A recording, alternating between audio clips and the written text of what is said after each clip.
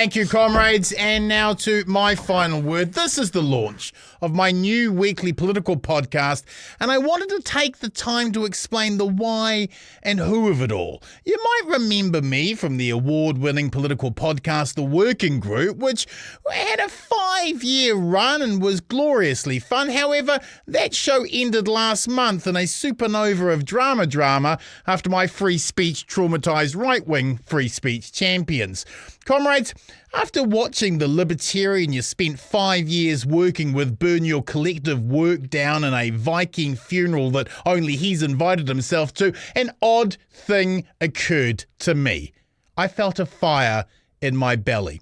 At first, I thought it was an ulcer or a stroke, but as the weeks have passed, I have felt a growing anger that I've spent so long creating a space to debate with the right where they never intended to have any debate at all. It was most apparent to me after the Treaty Principles Referendum Select Committee. The right didn't want a debate over the Treaty Principles referendum. They wanted the pretense of a debate so they could hold that engagement up and masquerade it as legitimacy. I am sick of having a debate with the bad faith right and want to lead a new political podcast that is unashamedly left and wanting to ask the hard questions about the issues and take the debate to the right rather than allow them a faux engagement, which is why I've launched the Bradbury Group with a nod towards the great panel shows of old like the Ralston Group and the McLaughlin Group.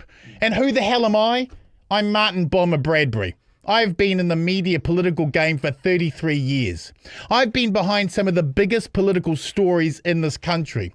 I have led mass protest movements against the power of the state, and I have set up left-wing political parties, been a consultant to the political left, and I have taken the police to court for breaching my civil rights.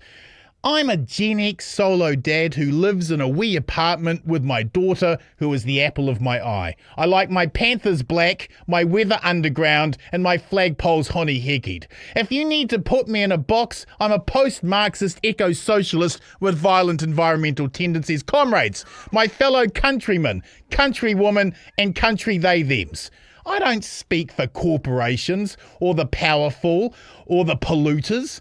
I've spent my entire life speaking for us, the 90% who don't have the wealth. I'm old enough to have seen the impact of privatisation in the 80s. I know it smashes our communities, our whānau, our friends, far harder than it ever hits the rich pricks pushing that privatisation agenda. Comrades, your enemy isn't some kid transitioning. It's not a Māori woman in politics, a Māori woman in media, a Māori woman just walking outside. We've really got a problem with giving shit to our Māori women, haven't we?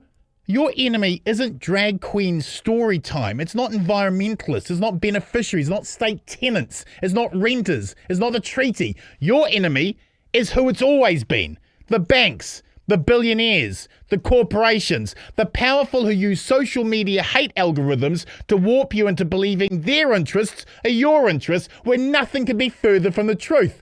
8 p.m. Tuesday nights, the Bradbury Group is where we're going to church, brothers and sisters.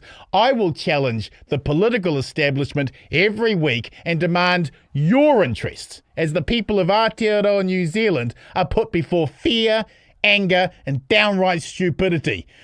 We should not accept the common good being strangled by deregulation for donors' interests. We need to be kinder to individuals and far crueler to corporations. In solidarity, the revolution continues. Kia ora, Aotearoa.